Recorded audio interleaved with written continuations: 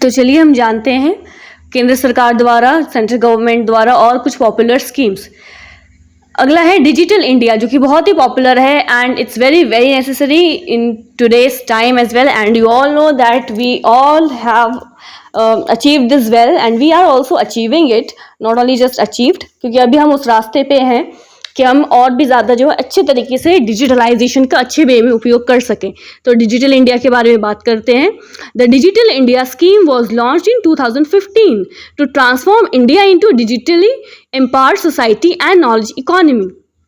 देखिए, डिजिटल अभी भी ये जो मैं आपको अभी बता रही हूँ, आपको जो ये मैसेज कन्वे कर पा रही हूँ, इसको पढ़ा पा रही हूँ, ये भी मैं डिजिटली ही कर रही हूँ। तो आप जानते हैं कि डिजिटल जो है सिर्फ हमें डेफिनेटली फर्स्टली हमें इसको मिसयूज़ नहीं करना है, हमें इसको बल्कि एक बेहतर तरीके से यूज़ करना है ताकि ये लोगों के एजुकेशन के लिए, हमारे ग्रोथ के लिए काम आ सके।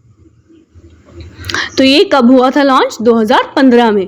The scheme aims to provide broadband connectivity to all citizens. ये जो भी हम कनेक्शन यूज़ करते हैं, नेटवर्क यूज़ करते हैं, इसके बारे में बात कर रहा है।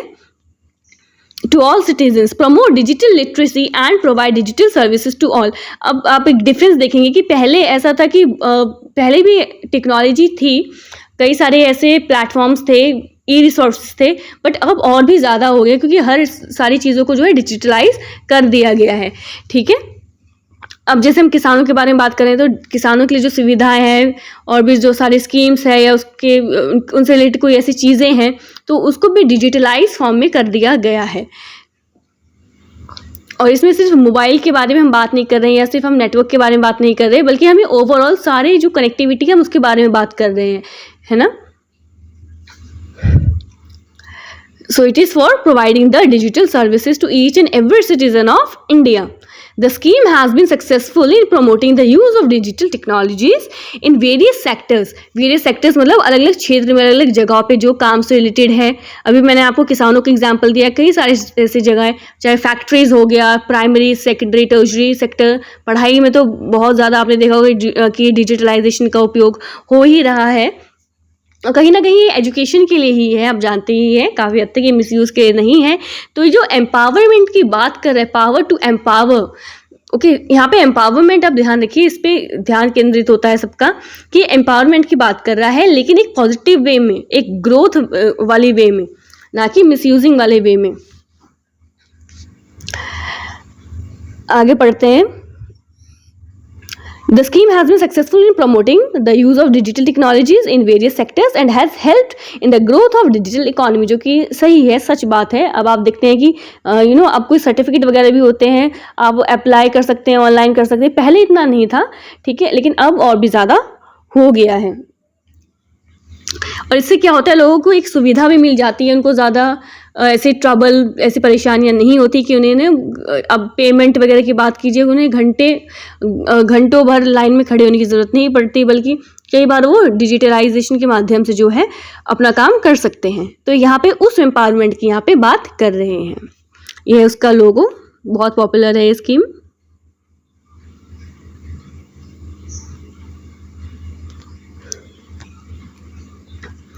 अगला है government schemes in India.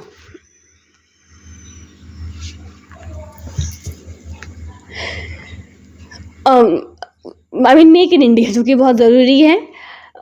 One of the most popular schemes and the initial schemes of 2014, okay, by the present central government. The Make in India scheme was launched in 2014 to promote manufacturing and attract foreign investment to India. The scheme aims to make India a manufacturing hub and promote the growth of the manufacturing sector. ये make in India concept ये है कि जो factories हैं, industries हैं, और जो बाहर के भी जो उद्योगपति हैं, जो बिजनेसमैन हैं, ट्रेडर्स हैं, वो हमारे ही देश में आके एटलीस्ट जो है मार्केट्स ओपन करें, एक ओपन मार्केट हो, ठीक है, और हम उनसे डायरेक्ट इन्वेस्टमेंट या फिर जो है एक रिलेशन बना सके इकोनॉमी के पर्पज से। तो एक मैन्युफैक्चरिंग हब हम इसी को ही कह रहे हैं, ठीक है। और इससे क्या होगा कि लोगों को रोज़गार भी मिलेगा और जो भी स्किल्स हैं हमारे, जो होम बेस्ड या जो कॉटेज बेस्ड इंडस्ट्रीज़ भी है, उनको भी लाभ हो सकेगा। The scheme has been successful in attracting foreign investment and creating job opportunities in the manufacturing. Okay बाकी अगर आपको कंपैरिजन वाले वे में देखना है तो आप उसको देख सकते हैं एक बार सर्च करके।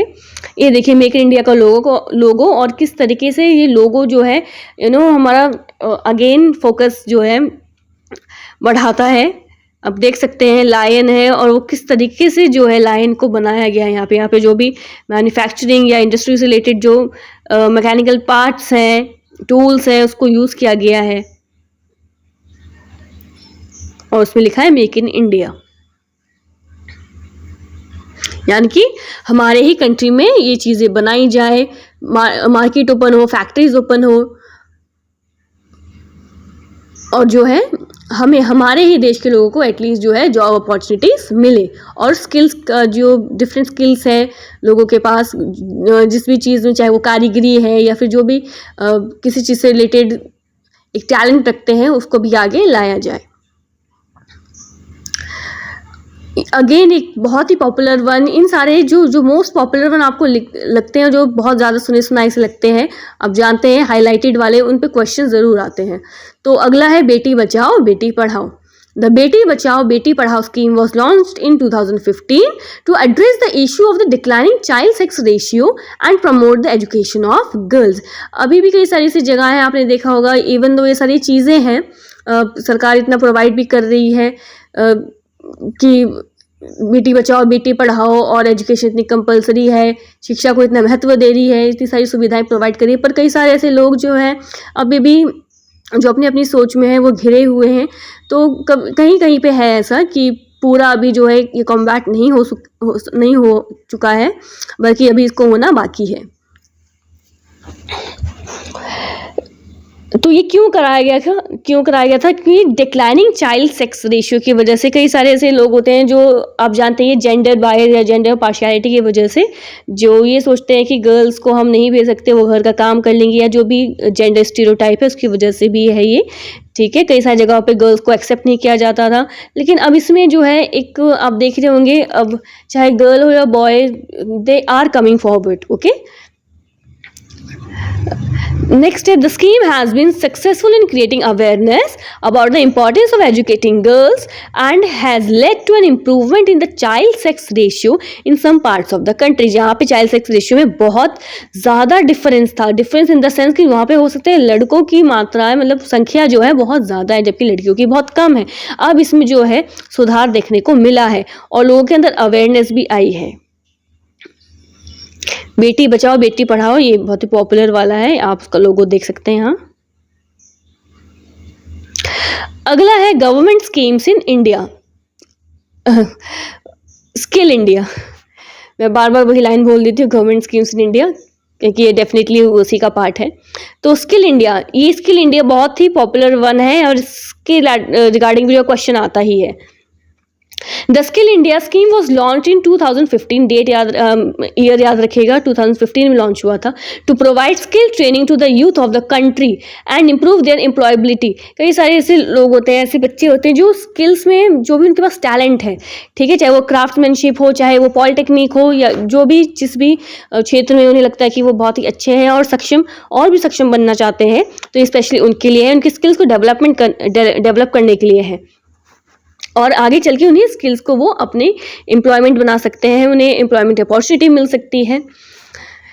Okay, the scheme aims to provide training in various skills and sectors and promote entrepreneurship. इससे क्या होता है कि लोग अगर सपोज कीजिए कोई कारीगरी में बहुत अच्छा है या कोई ऐसा जिसके अंदर ऐसी स्किल्स है कि वो एक बिजनेस खोल सकता है, चाहे वो एक छोटे लेवल पर ही खोले, लेकिन एटलीस्ट वो उसने क्या किया, अपने इस ट्रेनिंग की मदद से अपनी उस स्किल्स को और डेवलप किया।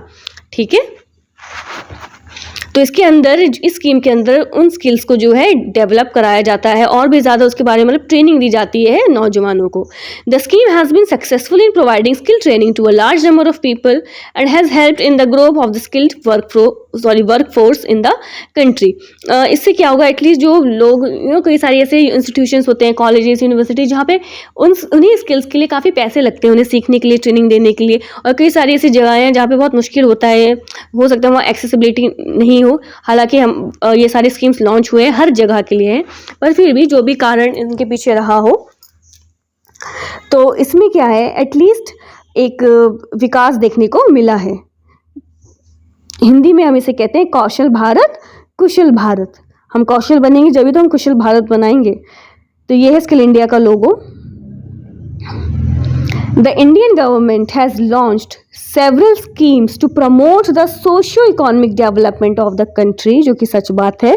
ओके, सिर्फ सामाजिक ही नहीं, लेकिन जो इकोनॉमिक, जो अर्थव्यवस्था के संक्षेप में भी अगर हम देखें, उसके लिए भी कई सारी स्कीम जो है लॉन्च कराई गई हैं केंद्र सरकार द्वारा। These schemes aim to address various issues।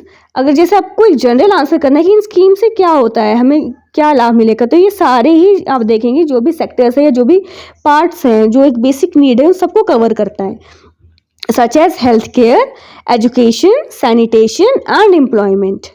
The schemes have been successful in achieving their objectives and have contributed significantly to the overall development of the country। ये सच बात है, हम इस बात को नकार नहीं सकते। ठीक है, अगर पूरी तरीके से 100% नहीं हुआ है, लेकिन कहीं ना कहीं हुआ ज़रूर है। 80%, 70%, चाहे जितना भी हुआ हो। ठीक है, और जिन्हें इनके बारे में अवेयरनेस नहीं थी या तो फिर उसके बारे में सर्च कर सकते हैं। अभी इस वीडियो के थ्रू भी आपको मालूम हो गया होगा, तो आप ज़रूर शेयर कीजिए, आप खुद भी इसका जो है लाभ उठा सकते हैं। बाकी कंपैरिजन के तौर पे अगर आपको देखना है और स्कीम्स के बारे में जानना है, आप उसके बारे में भी एक बार सर्च कीजिए। ठीक है,